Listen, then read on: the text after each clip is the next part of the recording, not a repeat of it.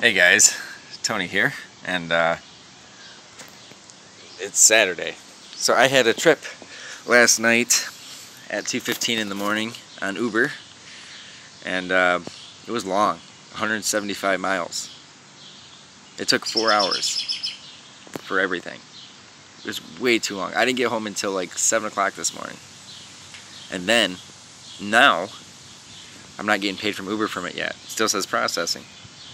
So I'll walk you through what happened. So I'm just sitting there in my normal sitting spot, minding my own business, and all of a sudden I get this pickup, and it was like 6 minutes away or whatever. I was like, oh, whatever, no biggie. It was 3.2 times the normal rate.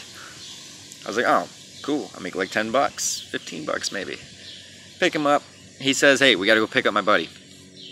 And so we go and pick up his buddy from a place called the Courtyard, which is a hotel in a condo thing in downtown GR. We go and pick him up. Well, his buddy gets out in the car, and the guy's like, well, it's going to be a round trip. And I was like, oh, okay, so we're going back to your original destination. He goes, no, we're going to Ferris State University in Big Rapids. And I was like, that's an hour away.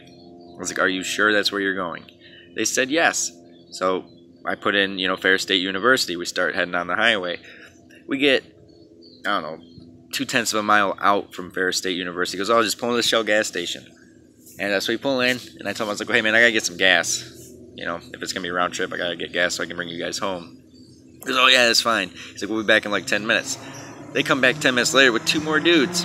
4 dudes jump into my car. I was like, we're going back to Walker, right? And he goes, no, we got one more stop. So he puts in an address in Muskegon. And I was like, that's another hour away. So we start heading down there. He has me park at a Speedway for 15 minutes.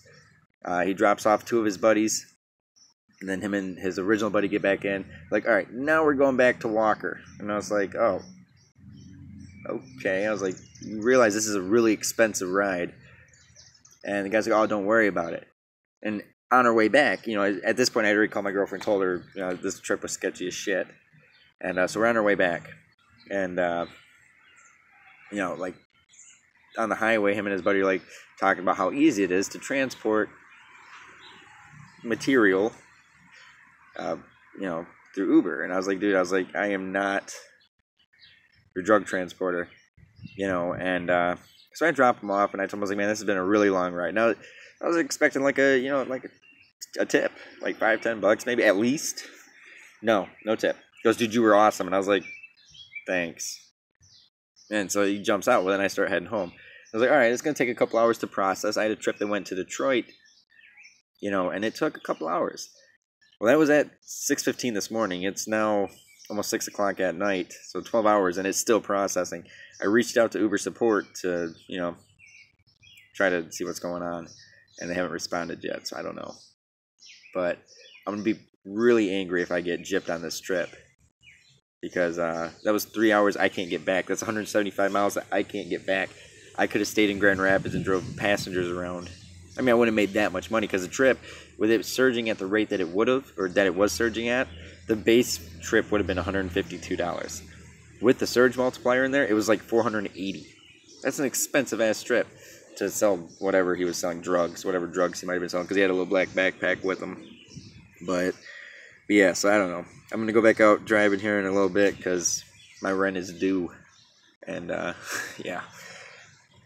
But, anyways, I'm going to wrap this up, because, like I said, I got to get out there and go make money, because I don't know when I'm going to get paid for this trip. So, alright guys, I will see you later.